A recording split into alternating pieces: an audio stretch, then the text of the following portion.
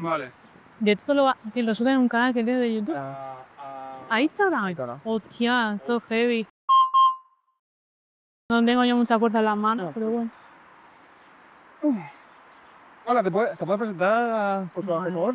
Yo soy Alba, bueno, ¿cómo lo digo? Soy Alba Esquina. Alba Esquinas, directora. Yo soy Alba Esquina, soy guionista y también, digamos, como decir, cineasta, o intento de ello. Y soy de aquí, en Molina de Segura, y bueno, también de hace ya casi 10 años vivo en Madrid. Y bueno, no sé si quieres hacerme alguna pregunta más concreta. Hombre, claro, por supuesto, no te preocupes. Vale, ¿a quién, según tu experiencia, a quién le cuesta más escribir un pony? ¿A un guionista o a una guionista? Yo creo que a ambos, pero es cierto que puede ser que a una guionista le pueda costar más contar un pony, quizás porque somos un poquito más recelosas de nuestras experiencias por cómo se pueden percibir, ¿no? Pero yo creo que también a un guionista exponerse a su vulnerabilidad como hombre y demás puede ser, ¿no? Lo del pony a lo mejor habría que explicarlo, ¿no? No, eso lo ponéis yo. Ah, ¿sí? Pongo un tuit abajo, no te preocupes, clarísimo. Vale, es que, a coladero de eso, ¿crees que para escribir buenos personajes necesitas plasmar una vulnerabilidad del guionista?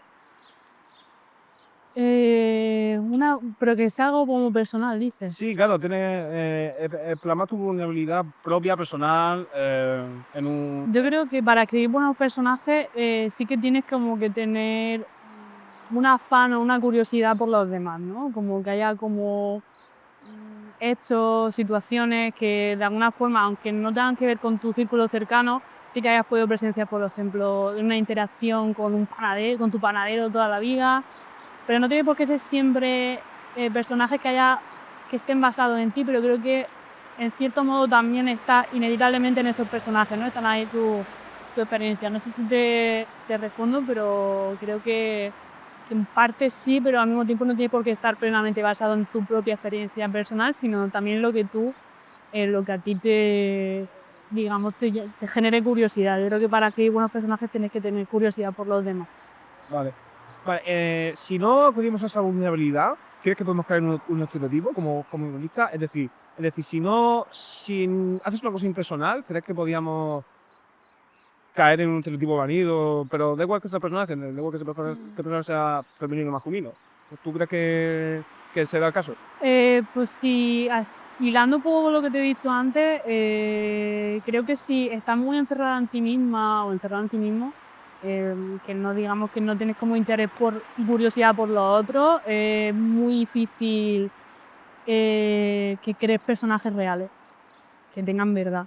Y por eso creo que es más fácil que puedas caer en el estereotipo, porque como digamos que dibujarlo, no te interesa dibujarlo bien, con verdad, se te queda como el boceto, ¿no? Se te queda como un personaje un poco pues manido, o, como tú has dicho, ¿no? Como caricaturizado. Y creo que cuando ves lo auténtico en los demás, puedes coger detallitos, yo qué sé, de ti, ¿no? Un poco de Pedro, un poco de, yo qué sé, de mi amiga, no sé cuál. Entonces puedes hacer ahí una amalgama interesante, ¿no? De detalles que pueden hacer que un personaje sea más auténtico. Vale, entonces, para escribir, por ejemplo, digamos que una protagonista, no sé, fuerte, independiente y todo lo que se suele decir, esa forma de escribirlo se queda reflejado en su forma y cuerpo y en la manera de pensar del personaje. ¿Cómo? O sea, tú cuando escribes un personaje femenino, por ejemplo, o puede ser masculino también, pero por ejemplo, femenino, ¿crees que si eso es lo que has dicho, ¿no? Esa vulnerabilidad, Pero vulnerabilidad entendida como más realista. más realista, ¿no? Exacto. Sí. Para construir personajes femeninos más reales, Sí, por ejemplo, o protagonista, mejor dicho protagonista. Pero ¿cuál es la pregunta exactamente? Como que cómo se escribe. Sí. Pues a ver, yo creo que no tengo como la respuesta a ello, pero sí que pienso que de alguna manera, otra vez tiramos del tema de la curiosidad, pero es como, si realmente quieres contar y representar a mujeres reales, tienes que tirar de lo que ves, ¿no? O sea, mujeres, tú has dicho, mujeres fuertes, independientes, pero también es interesante contar mujeres fuertes y dependientes que están intentando luchar con ese intento de independencia, ¿no? O mujeres imperfectas que no tienen por qué ser como siempre heroínas, ¿no? Que sean también, pues, imperfectas, que creo que hay mucho de ello, digamos, que está en la realidad, ¿no? Porque a veces nos encontramos en el cine mujeres que a lo mejor ni existen, que solo existen en el imaginario masculino, ¿no? Como hemos podido ver durante mucho tiempo. Entonces, digamos que tú ya no escribes, digamos, yo por lo menos no escribo personajes que se parezcan a mí, pero sí personajes que me interesan por lo que sea, por sus contradicciones, y creo que eso tiene que estar tanto en mujeres como en personajes masculinos.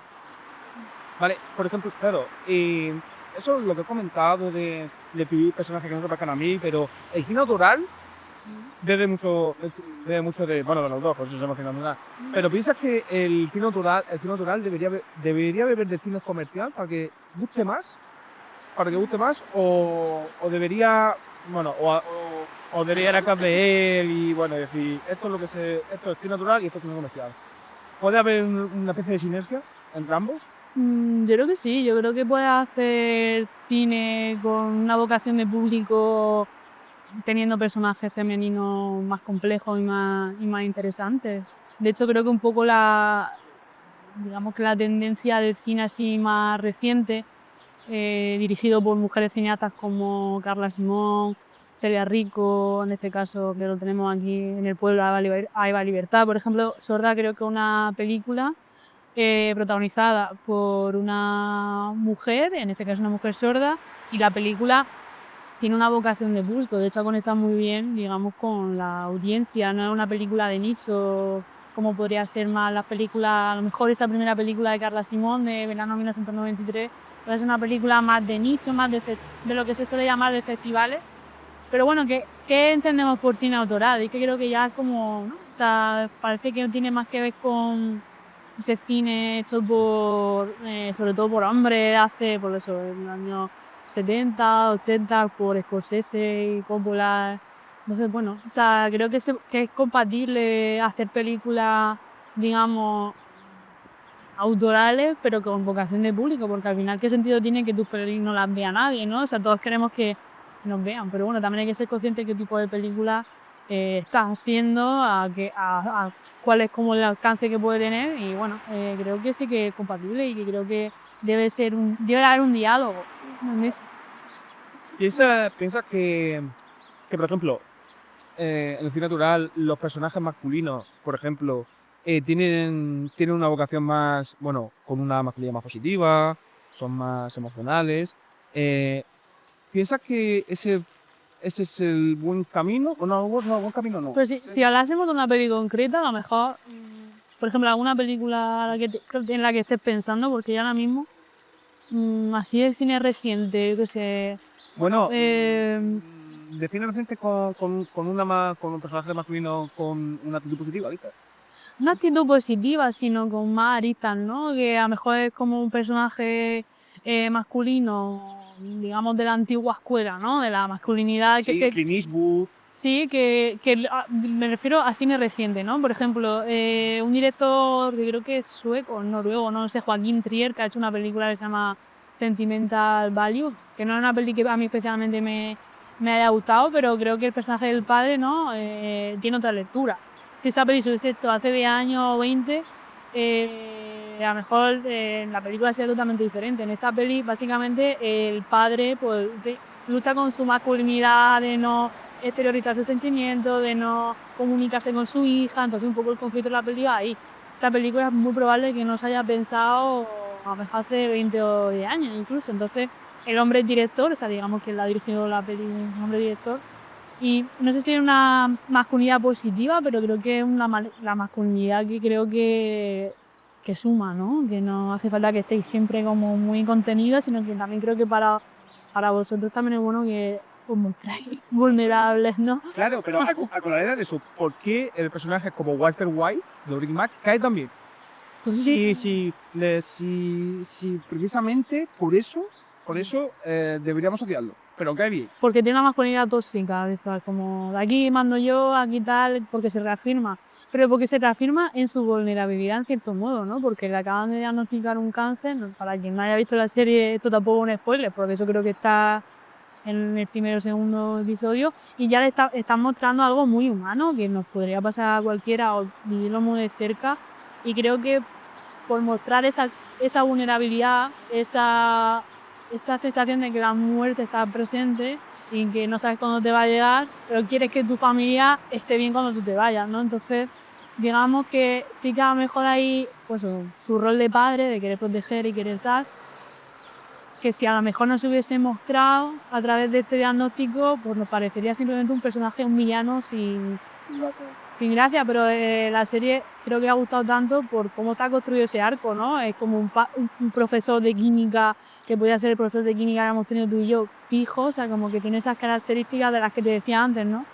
Que muy probablemente ese personaje esté escrito que beba de muchos profesores que el guionista ha tenido a lo largo de su vida, en su etapa universitaria, académica y demás.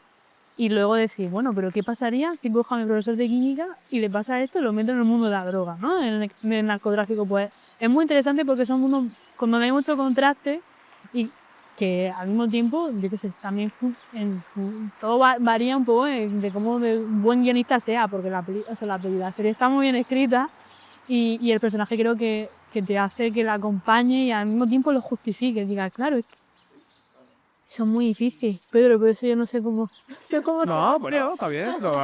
En honores entrelaza historia y memoria, ¿de acuerdo? ¿Cómo es escribir, o bueno, o cómo es revisar esas capas de roles familiares? Por ejemplo, cómo ser una madre, cómo ser un padre, cómo ser una persona en Pueblo Nuevo. mm, ¿Cómo es escribir esas subcapas? ¿O qué siente esa persona? Pues es que en ese caso la escritura fue súper automática, o sea, no estuve yo desde un inicio queriendo analizar cómo era la representación de la mujer en esa época, sino que esa foto, la foto donde parte todo, me llevó inconscientemente a una ficción, porque creo que esto sí que te lo he contado, ¿no? Que realmente no es un relato familiar, pero sí que se cuelan vivencias de las mujeres de mi familia. Sí que, digamos, mi bisabuela llegó a ese pueblo embarazada de mi abuela, entonces, claro, pues está en mi memoria familiar, en las conversaciones de mi madre con sus padres,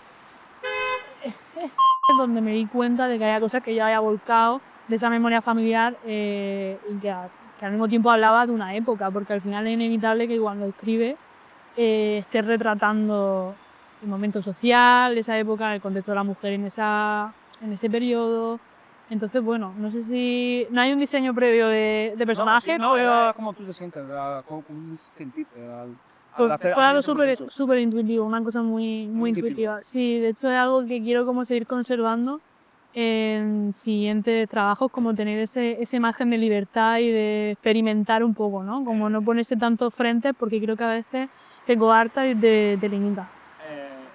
En tu próximo documental, ¿también ha sido una escritura subjetiva o ha sido más conductiva? Pues mira, he sido muy intuitiva y lo he lamentado porque tengo como que montar mucho, o sea, digamos, guionizar mucho en montaje. Entonces, bueno, aún así hay una etapa que quiero ahora como afrontar y volver a grabar algunas cosillas. Entonces, bueno, es que al final lo que quería el documental es que tenga mucho margen a la hora de ir probando, diciendo, oye, pues a lo mejor tengo que volver a este sitio, grabar más cosas.